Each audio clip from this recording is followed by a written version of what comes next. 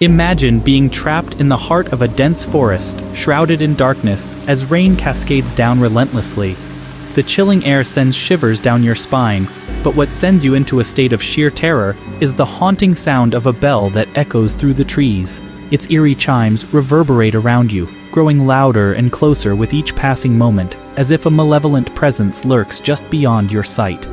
Every fiber of your being screams for escape, but you are trapped, relentlessly pursued by the sinister tolling of the bell, with no respite in sight. This is the real story of a young, 18-year-old girl named Bella who just completed her first year at college and returned home for the summer break in the month of June 2019. Bella's family resided just outside a quaint, small French town nestled amidst mountains and enveloped by a sprawling forest. Bella, having spent much of her youth in this forest, either alone or accompanied by family, knew this forest like the palm of her hand. In the heart of this forest, there was a man-made lake that Bella adored. It wasn't grand, but the breathtaking view and serene atmosphere made it her favorite spot. The lake was accessible via a few miles' drive from her house. Parking her car on the road's shoulder, Bella would embark on foot, turning towards the tree line just off the road. A brief stroll through the forest would lead Bella to a small clearing where a stream was visible in the distance. To the left of the stream was a makeshift footpath, the result of frequent animal traffic. Bella would follow this animal path, which ran alongside the stream, for about 15 to 20 minutes until the trail took a sharp left turn. At this point, Bella would continue along the stream, crossing it and staying by its side when possible. This led her deeper into the forest, walking at a comfortable pace for around an hour until the stream connected with a larger east-west flowing river. Here, Bella would turn left, now facing west, and walk along the riverbank for approximately 20 minutes until the river led her to the cherished man-made lake. She would then relax on a rock by the lake, soaking in the tranquil sights and sounds of nature. The entire journey, from her parked car to the lake, took around 2 hours. This secluded place was especially treasured by Bella because it was hers alone. Prior to the summer of 2019, only Bella and her family members had ventured into these parts of the forest and near the lake. Returning home in June that year after her college year, Bella was eager to visit her favorite lake, which she had missed while at school. So one bright morning, she embarked on her familiar journey, left her home, hopped into her car, drove a few miles down the road, and parked on the shoulder to begin her trek to the man-made lake. After parking her car and setting off into the forest, Bella walked alongside the stream, sticking to the animal path. A few minutes in, she reached the point where the path turned left, but she continued straight, staying close to the stream. About half an hour later, when she was about a mile or two from the east-west river, she heard an unexpected sound, a bell-like chime echoing from deep within the forest. She came to a halt, surprised. People were seldom seen in this part of the woods, and the sound was clearly coming from somewhere within the forest. Bella took a moment, unsure if her mind was playing tricks on her, but then the sound continued. Sporadic ringing, as if someone was randomly shaking a bell. She pondered the possibilities. Could it be a lost dog with a bell on its collar? But the sound was too loud for that. Could someone's bell have ended up in the river and was being knocked about by rocks? Although confused, Bella wasn't concerned. In fact, she felt a sense of curiosity. With the sound seemingly coming from her intended direction, she decided to continue on, hoping to discover the source of this mysterious ringing. However, 5 minutes after she resumed her walk, the bell sound abruptly ceased. The sudden silence startled Bella, who had been concentrating on the ringing. She stopped, expecting the bell to start ringing again, but all she could hear were the natural sounds of the forest. While she had no explanation for the bell sound or its sudden stop, Bella wasn't particularly worried. She shrugged it off, figuring there was an explanation, and continued her walk towards the lake. Some 10 to 15 minutes later, while still following the stream and yet to reach the river, Bella spotted something lying on the ground on the left side of the stream. As she approached, she realized it was a beaver. But something was awry. The beaver was headless. Bella knew that seeing a dead animal in the vast forest was not unusual. Nature was ruthless, but what baffled her was the precise, neat cut on the beaver's neck. It looked as if its head had been carefully removed with a sharp instrument. The beaver's head was nowhere to be found, and the rest of its body was untouched. Whatever had killed the beaver didn't seem interested in eating it. As Bella studied the headless beaver, she noted another oddity. There was no smell. Typically, a dead animal would start to smell due to decomposition. The absence of a smell suggested to Bella that the beaver's demise was a recent event. Bella nudged the beaver's body gently with her foot, noting its slight limpness, a sign that rigor mortis, the stiffening of the body after death, hadn't set in yet. This suggested the beaver had been recently killed. Bella's mind whirred, connecting the strange bell sound and the freshly killed beaver. Whoever or whatever killed this beaver could be nearby. She felt a twinge of unease. Bella looked around, scanning the trees for any sign of a human or predator, but found nothing. She felt a wave of panic, but quickly quelled it. It was still daylight, and she'd never seen another person or encountered a dangerous animal in all her years exploring these woods. Reassuring herself, Bella stepped over the beaver and continued on her way. She reached the east-west river, turned left, and walked for 20 minutes until she reached the man-made lake. She savored the tranquility, the beauty of the surroundings, before retracing her steps. She passed the beaver once more on her way back, returning to her car and driving home. A week later, boredom struck Bella while she was at home. On a whim, she decided to visit her beloved man-made lake. She informed her parents of her plans and set off, entering the woods around 6 p.m. The sun was due to set at 9 p.m., so she knew she'd have to make her journey a quick one to avoid getting caught in the dark. As Bella followed the stream along the animal trail, she began to hear the distant rumble of thunder. Looking up, she noticed the sky was growing darker, though the sunset was still hours away. Bella knew that the storm was rolling in by the look of the sky, but she was determined to get to the lake. So, instead of turning around and saying, "Okay, I'll come back another time," she started jogging along the stream to get there as fast as possible. Almost immediately, as she was jogging, the raindrops started to fall. By the time she passed the beaver corpse on the ground, which hadn't moved, the rain was really coming down. Then, about 15 minutes after she passed the corpse, she hit an east-west running river where the rain was at full downpour. Yet, Bella turned at the river and continued west towards the man-made lake, as if she was determined to go all the way. But only about a minute or two into this final leg, when she still had about 20 minutes to get to the lake, she stopped herself. She looked at her watch and saw that it was already after 8 p.m. She thought to herself, "If I turn around right now, it's going to take me over an hour to get back to my car. The sun sets at 9 p.m., and it's after 8 p.m. now, so I already know I'm going to have to navigate this forest at night in the dark, even if it's just for a little bit at the end." She further pondered that if she went all the way to the lake and then came back to the car, she would be in the forest after dark for quite a while, maybe up to an hour. Bella knew she could do it, but she also recognized that with the pouring rain and the cold, if she got lost, it could turn into a very bad situation. So, she ultimately decided that even though she really wanted to keep going, she needed to turn around. She needed to head back.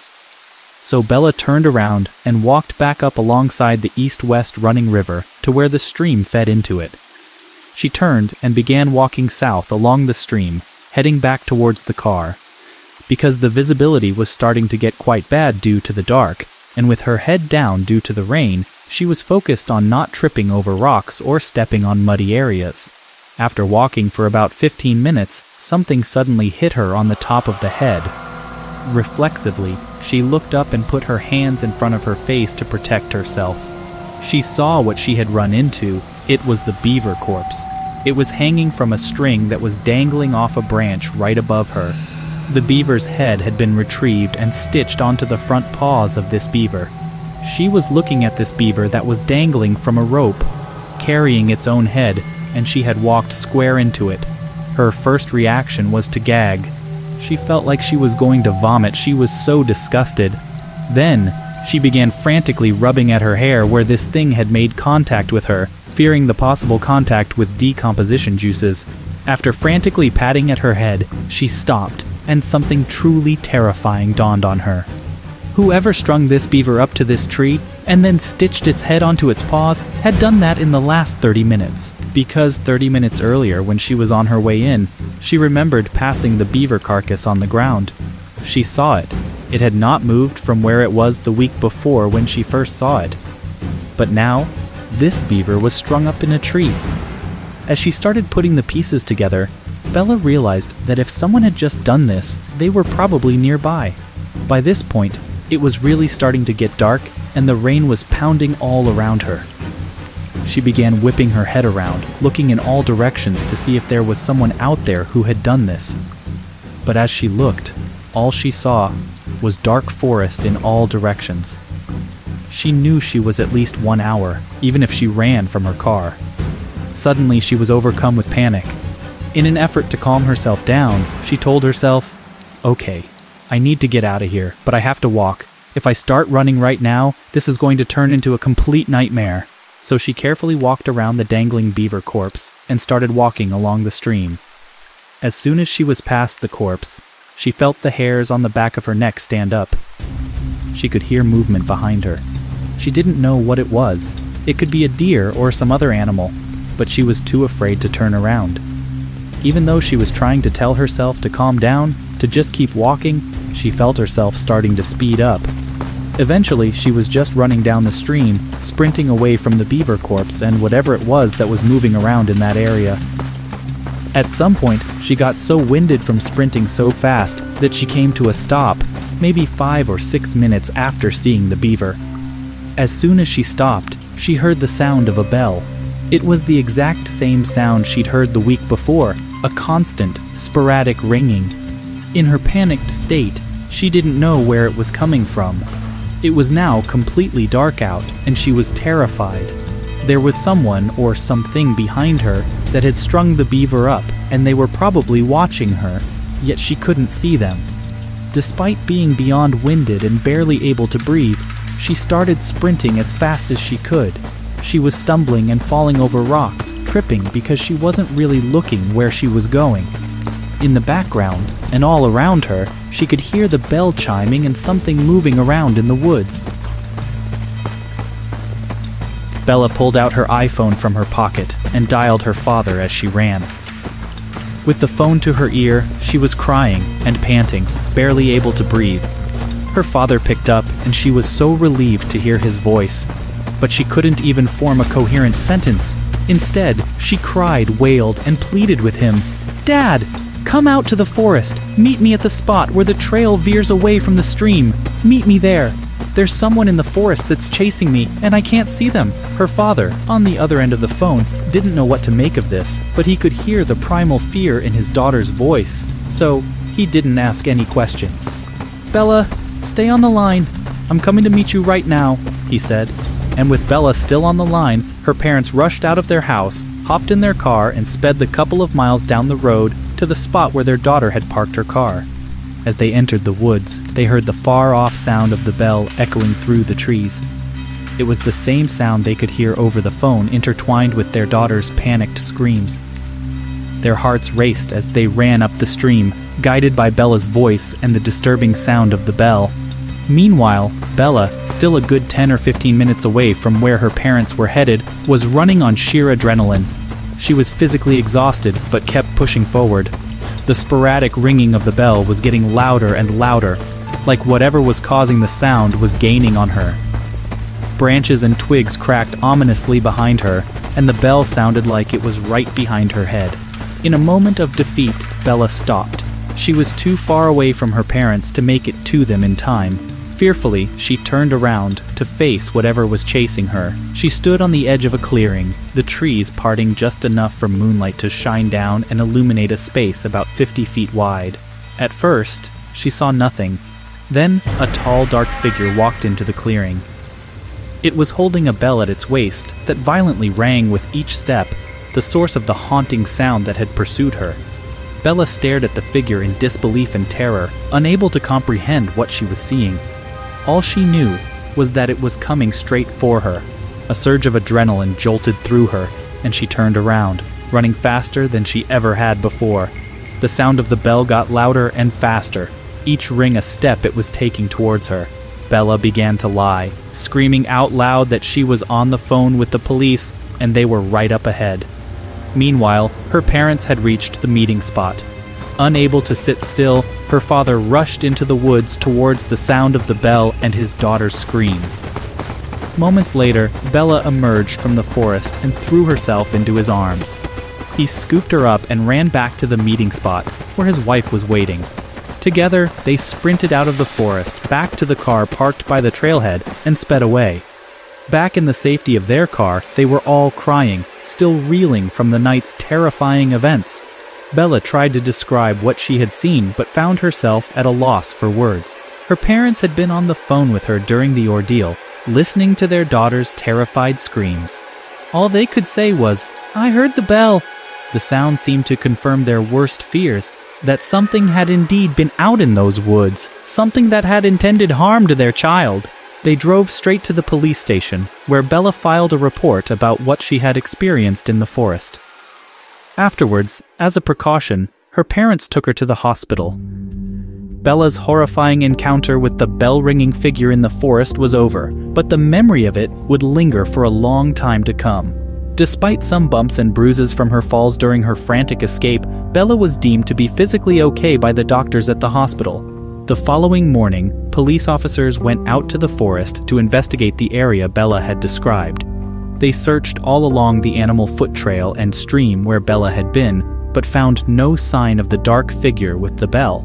Bella informed the police that she had dropped her handbag along the stream during her escape.